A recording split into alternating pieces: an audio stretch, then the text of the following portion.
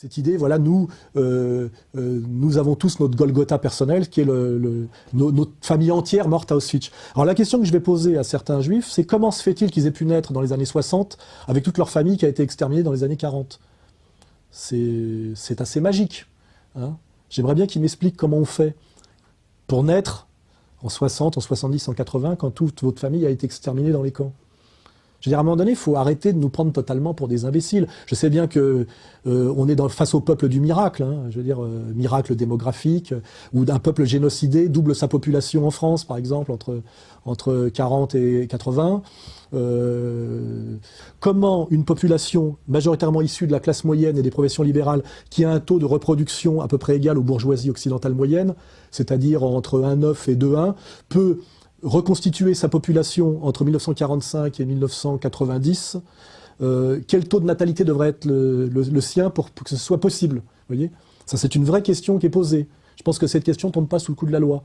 Hein, comment on reconstitue pratiquement la moitié de sa population détruite en ayant un taux de natalité de 2 ?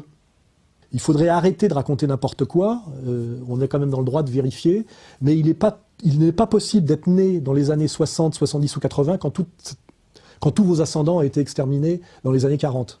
C'est pas possible, donc à un moment donné, il faut revenir un peu au sérieux. Juif laïque, déjà, ça veut rien dire, c'est un oxymore très malsain. Lui se prend pour Dieu, c'est-à-dire qu'il se prend pour le peuple messie.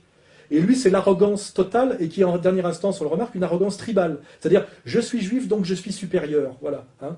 Et vous me devez l'allégeance, parce que j'ai des prix Nobel, et parce qu'il y a eu la Shoah. Vous imaginez que dans cette pièce à Auschwitz, qui fait, je crois, 100 mètres carrés, pour que les 6 millions soient un chiffre possible, 4,5 millions d'êtres humains sont morts en moins de 2 ans, je crois. Hein. Ce qui est le plus grand prodige de l'histoire de l'humanité, si vous réfléchissez aux conditions matérielles que ça implique. Je me dis qu'heureusement que les fouleurs n'y sont pas allés, parce que quand on voit comme cet espace doit être saturé de je sais pas quoi, de restes de gaz, et ça aurait été peut-être même dangereux pour leur santé. Voilà. Et je dis d'ailleurs, si jamais ils y vont une autre fois, parce que je pense que là ils sont pas allés, la prochaine fois ils seront obligés d'y aller, hein, parce que ça rigole pas. Je crois que la visite à Auschwitz et la chambre à gaz sera un truc, je veux dire, dans le programme des écoles assez vite. Moi j'y ai échappé à cause de mon âge, mais je pense que mes enfants n'y hésiteront pas. Alors je dis, si jamais vous êtes pris de malaise à cause des restes d'émission de gaz dans la chambre à gaz, il y a un truc, c'est qu'il y a une petite porte en bois avec un carreau en verre qui est d'époque. Et là je donne ce conseil, vous donnez un coup de coude et vous cassez le carreau de verre pour pouvoir un peu respirer. Et je dis d'ailleurs que c'est absolument tragique qu'aucun de ces 4,5 millions de morts n'ait pensé à casser cette petite vitre, parce que vous imaginez que ça aurait pu sauver 4,5 millions d'êtres humains. Comme quoi, parfois, l'ironie de l'histoire est incroyablement cruelle pour moi. Hein. Contrairement à ce que croient eux, puisqu'eux, ils croient que le génie se transmet par le sang de la mer. Hein. Aujourd'hui, tous les petits cons de juifs qui te disent « nous sommes le peuple des prix Nobel, etc. » alors que lui, ils vendent des jeans au sentier. Je dis « mais toi, à part le prix Nobel de la connerie, tu n'auras rien d'autre. Hein. Mon QI est bien supérieur au tien. » Ceux qui ont monté cette stratégie de la haine, car c'est bien une stratégie de la haine orchestrée, les Bernard Aévi, les Kuckerman, les Attali, se seront tous barrés, exactement comme les juifs allemands de la haute bourgeoisie berlinoise.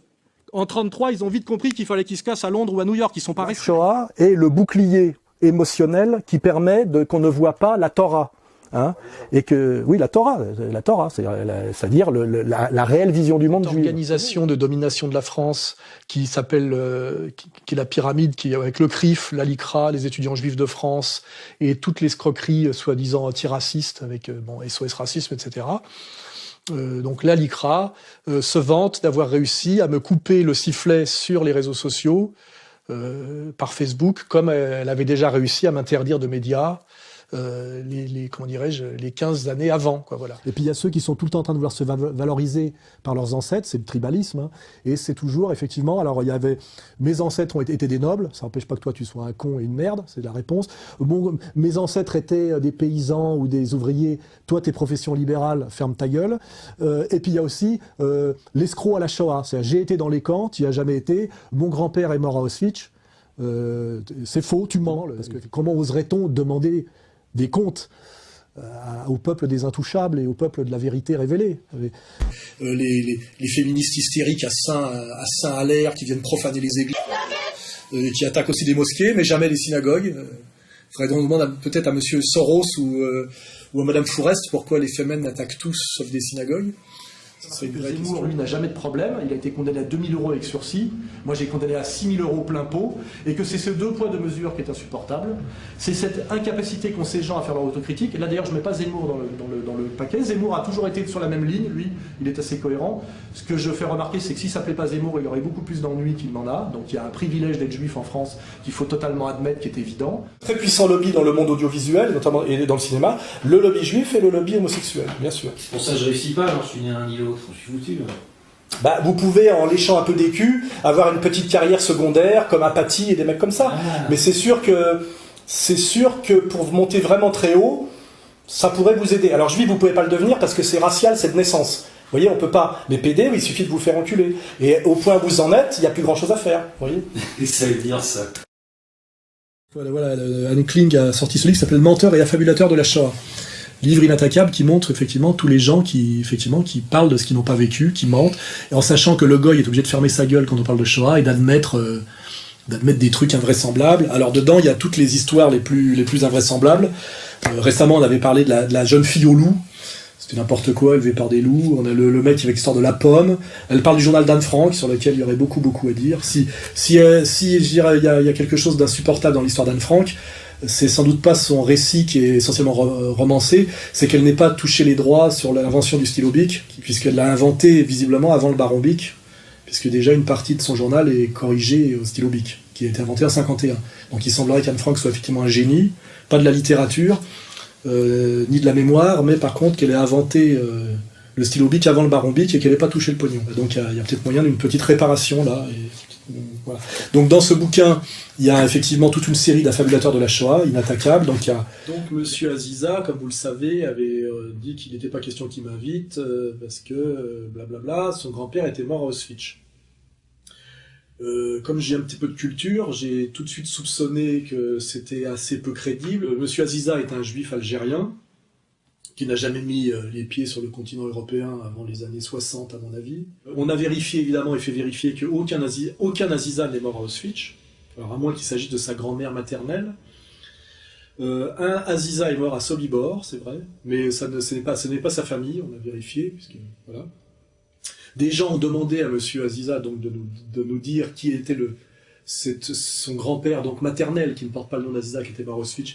Il a bien évidemment botté en touche avec mépris. Aziza est donc très certainement ce qu'on appelle un escroc à la Shoah, on a beaucoup. Pour se rendre incritiquable, et surtout effectivement pouvoir abuser de sa position de journaliste sioniste, ultra communautaire, à multi-fromage dans les médias français, pour faire un travail qui est très très loin, à mon avis, du journalisme impartial et honnête. Effectivement, il se cache derrière quelque chose qui est normalement inattaquable, qui est l'ancêtre mort à Auschwitz, hein, qui est le nouveau Golgotha. Pas fait, car le juif en France est strictement inattaquable. Voilà. Il est omniscient, il est effectivement le peuple élu, il n'est jamais responsable de rien, il n'a jamais commis aucune faute, il est toujours victime, jamais agresseur, c'est quand même incroyable, alors que je veux dire, depuis 1945, il est quand même plutôt du côté du manche que de la lame, hein, il faudrait peut-être pas l'oublier.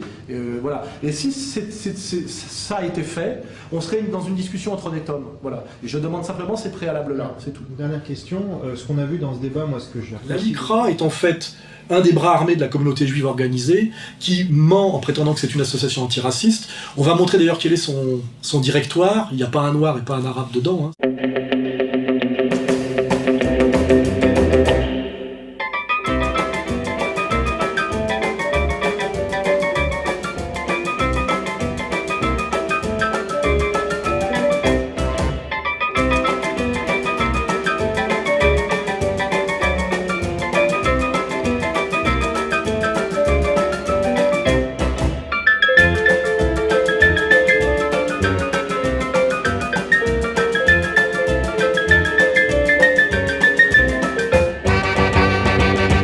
Attention, ça commence vraiment à sentir le racisme.